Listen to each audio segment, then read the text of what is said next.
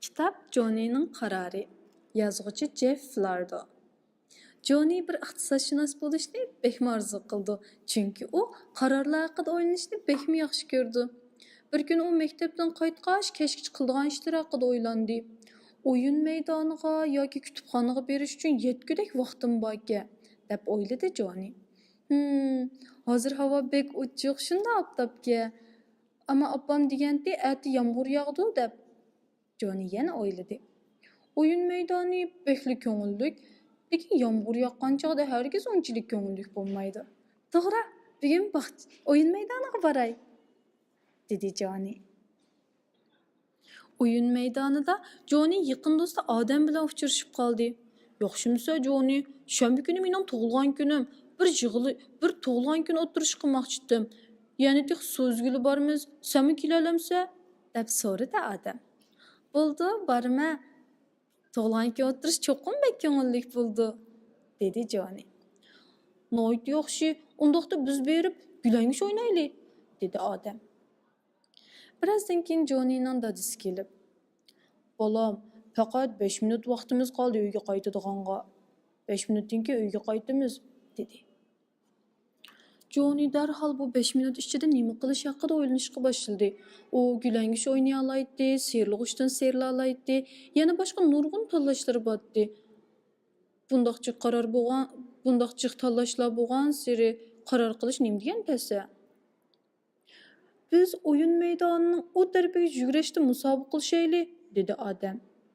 To'g'ri, biz bu 5 minutdan ichida o'yin maydonining yana bir tarafiga bir qitim yugurishda musobaqa qilishalaydi ekanmiz, yana nurg'un qitim sehrli g'ushdan sehrla oladi ekanmiz, dedi Johnny. Johnny bilan odam qaysini tanlashni bilolmay qoldi. Zodi qaysini qilsak bo'lar? Oxiri odam ig'iz ochdi. Menimcha, biz har qanday yerda yugura olamiz emasmi? Shunga hozir biz sehrli g'ushda sehrlib o'ynaylik. 100 qitim chiqib tusha olamiz.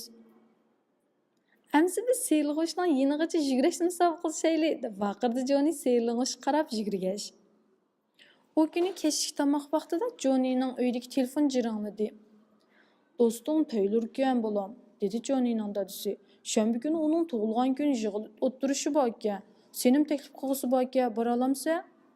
"Albatta", deb javob berdi Johnny. Taylor uning eng yaxshi do'sti.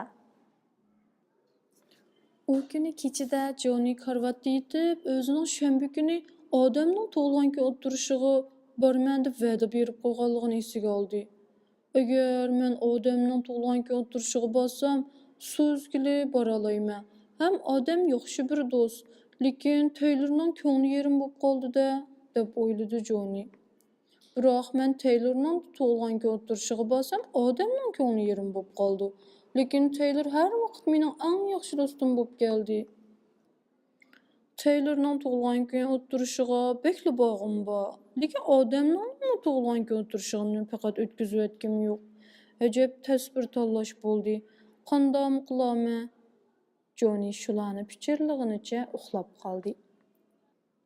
Ertasi kechki tomoq vaqtida Johnny dadisi va opasi bilan bu masala haqida paranglashdi. "Men ishkilisiga borman deb qo'yibdim-a. Amdilikda qandoq qilishimni bilolmay qoldim."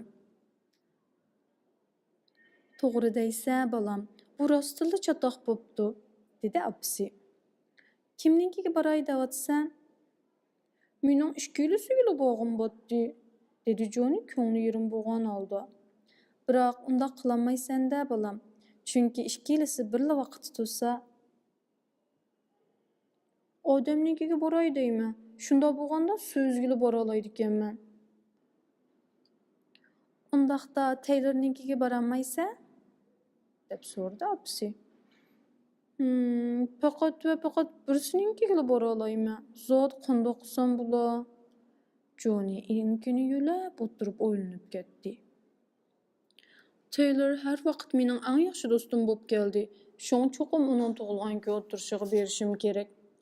Garchi buninglik bilan odamnikiga bora olmasammi", dedi Johnny. "Men eng yaxshi odamga bir telefon qilay." "Yaxshimisa, odam", dedi Johnny. "Kechirgin, shanba kuni sening tug'ilgan kun o'tirishingga bora olmaydigan bo'ldim. Biz boshqa kuni birlikda so'zgili borsak bo'lamdi?" Boludu Johnny, başqa vaqtda baraylik, dedi Adem. Johnny'nin apisi Johnny bilan birlikda näsi kerak ağlamangan vaqtida uningga: "Balam, men sening qarorlaring haqida shunda astoydil o'ylanganingdan ham Adamdan dadillik bilan apu so'raganingdan bek suyundim", dedi. O Johnny'ga $10 berdi. "Bu pul so'g'at ilishing uchun", dedi. Johnny do'konda $10'lik o'yinchoqdan ikkini ko'rdi. "Voy, keslanchiklik rasmlik choplaq kitob. Taylor keslanchiki bekamroq. Biroq bu futbolmi bek peyziki? Taylor futbol o'ynashni bek yaxshi ko'rdi. Choplaq kitobning bahosi $10'ga, futbolning bahosi $10'ga. Va mening faqat bir $10'rim bor", deb o'yladi Johnny. Qanday qilishim kerak?" deb so'radi Johnny. Apisi onunğa: "Agar topni olsang, kitob ilish uchun puling qolmaydi", dedi. "Kitobni olsam, top ilish uchun pulim qolmaydi", dedi Johnny to'liqlab. "Shundoq", dedi apisi. "Agar top olsam, birlikda o'ynay olamiz", deb o'yladi Johnny. "Biroq choplaq kitob olsam, u hammani ishlatadi va birlikda o'ynaydiganga hech narsa qolmaydi." "Bo'ldi, topni sotib olay", deb qaror berdi Johnny. Shanba kuni Taylorning tug'ilgan kun o'tirishida Johnny futbolni uningga sovg'a qildi. "Voy, bir futbol, nim degan payzi. Biz endi birlikda futbol o'ynaylik." Johnny va do'stlari yangi to'pni toza xushallik bilan o'ynayotganda Taylorning dadasi keldi.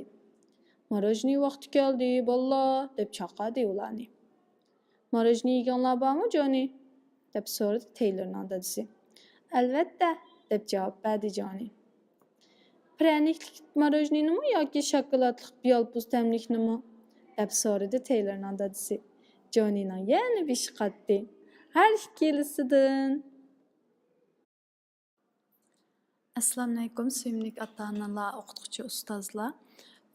Bu kitob Johnnyning qarorlari degan kitob. Shaxsan men o'zimning o'g'lida masalan bir do'konga kirganda o'yinchoqdan unimi bunimi olaman degan vaqtida faqat birsini ola oladiganligini, birsini tanlashi, birsiga qaror berish kerakligini his qildirishda eng yaxshi ishlatilgan. Bir kunning ichida qisqa vaqtda ham u yerga, ham bu yerga, ham bu yerga bag'is kelib ketadigan vaqtlarda masalan savdo saroyiga berishni tanlasa, o'yin maydonida o'ynamaslikni tanlagan bo'lsa, qaysini tanlaysan deb shundoq unumli aloqa tili bilan tanlash berishda bek yaxshi ishlatilgan bir kitobim. Yana shunga o'xshab ketadigan nurg'un tanlashlarni bera olamiz bolalarimizga. Masalan, 9'da karvatiga chiqib tishlarini cho'tkalab, kechilik kiyimlarini almashtirib, 9'da karvatiga chiqib bo'lishni tanlasa, 9:30gacha mening sana 2-3 kitob o'qib berishimni tanlagan bo'lsa desak bo'ldi. Agar 9'dan 15gacha yana karvatiga chiqmadi, kechirsa sen hozirgacha chiqmaslikni tanlagan bo'lsang, mening faqat bir kitob o'qib berishimni tanlagan bo'lsa, balkim 5 minut qolsa bir kitobni tugatmasligimiz mumkin. Hatto agar 9:25gacha karvatiga chiqib bo'lmasa, kechirsa bugun mening sana hech faqatlam kitob o'qib bermasligimni tanlagan bo'ldim. Bu sening qaroring deb bolaga atib qo'ysak bo'ldi. Yana masalan, oila bo'yicha maslahatlashib bir shanba kuni 2 qism qo'nchoq ko'rish yoki bo'lmasa 2 soat qo'nchoq ko'rish degandek bir planni o'tirib qo'ygan bo'lsak, bolamizga buni oldin ola deb xabar qilib, undan keyin masalan shanba kuni deganda qo'nchoqni ochdi, ko'rishga boshladi. Biz yarim soat bo'lganda bir qatam askartib qo'yamiz, bolam yarim soat vaqtingiz to'shdi. Yoki masalan 1 soat bo'lgan bir qism qo'nchoqni ko'rib bo'lib, yana ko'rmoqchi bo'lsa, unda siz ikkinchisini bugun ko'rishni tanlasangiz, faqatli ko'rmaslikni tanlagan bo'lsiz. Mushu xil jumla shakllari bilan biz o'yinchoq ilish, kitob ilish, bir yerlarga berib o'ynash, har qaysi jihatlarda mushni ishlatish orqali bolamizga o'zi tanlagan, o'zi chiqargan qarorlarning oqida turish, chiqargandan keyingi fursatlik tanarxni hisoblab turib ish qiladigan bo'g'izishga bek foydasi bor. Kichikina jumla farqi birsi agar mundaq qilsang, men sana mundaq qilib bermayman. O vaqtida biz bir kontrol qilg'uchi, doim o'zininkini rostlaydigan yoki bo'lmasa balamiz bilan bo'lgan aloqamizning sustishiga ta'sir etadi. Hem qarorni biz chiqargan bo'lamiz, balalar jili bo'ldi. Lekin biz cho'ng jihatdan qarorni oila bo'yicha chiqarib berib, kichik jihatdan qarshi o'zi tanlayotgandek, masalan, tamog'ingizga ma'nosini ma ko'ktat bilan qo'raymi yoki ma ko'ktat bilanmi degandek ish qilib kichik tanlashlarni biz balalarga bersak, balalar o'zini men qaror chiqaryapman deb o'zini texmi muhim his qildi, ham shuni oqibatiga ega bo'ladigan balalar bo'lib chiqadi. Albatta, kichik balalarga biz fursatli tanarx degan gapni qilmasakmi, lekin mushu xil mazmun qiziqtirish uchun balkim boshlang'ishdan keyingi balalar o'zi yangi kitob o'qish uchun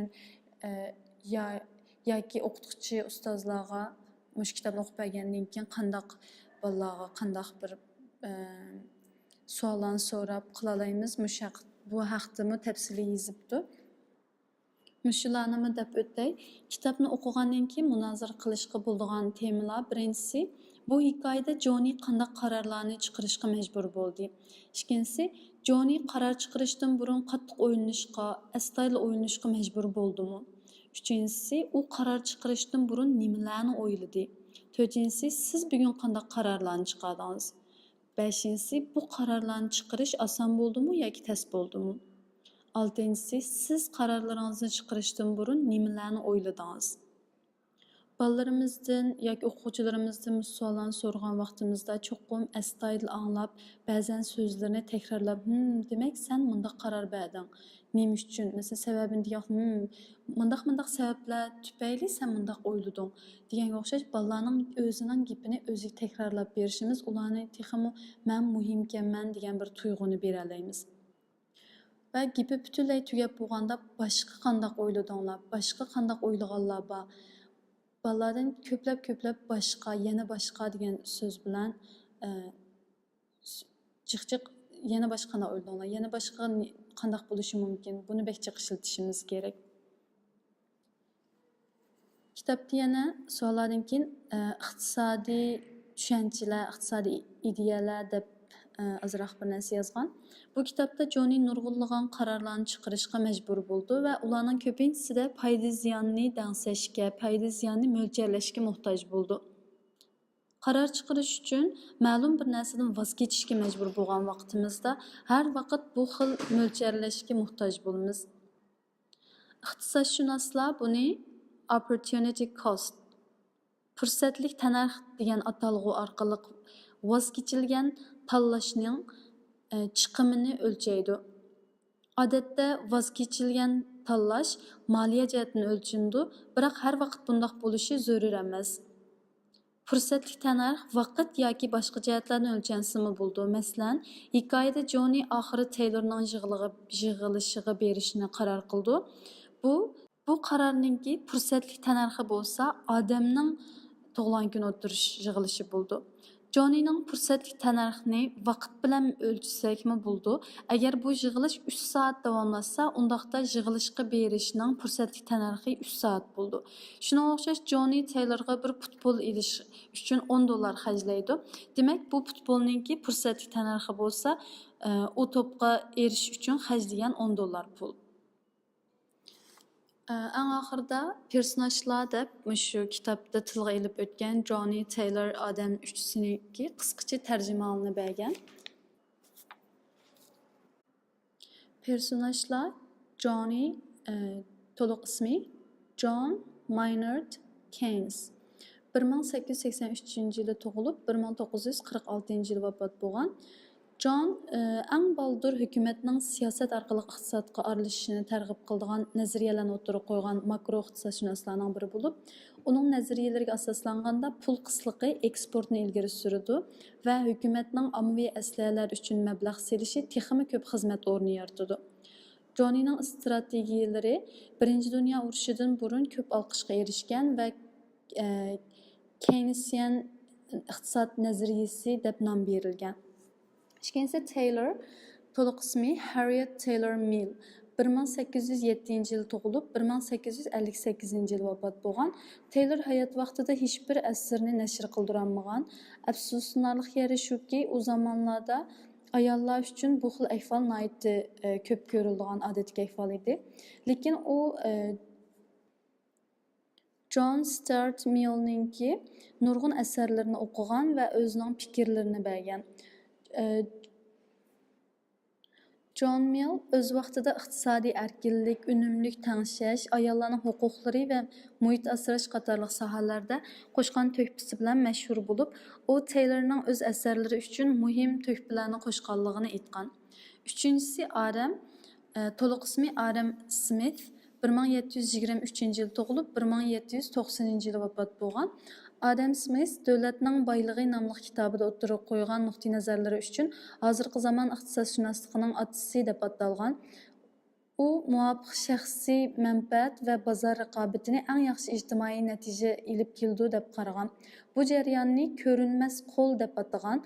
Odamning ta'minot va ehtiyoj, marginal analiz va hozirgi zamon kapitalizmi qatorliq nurg'unlagan iqtisodiy uqumlarga asos solganligi e'tirof qilingan.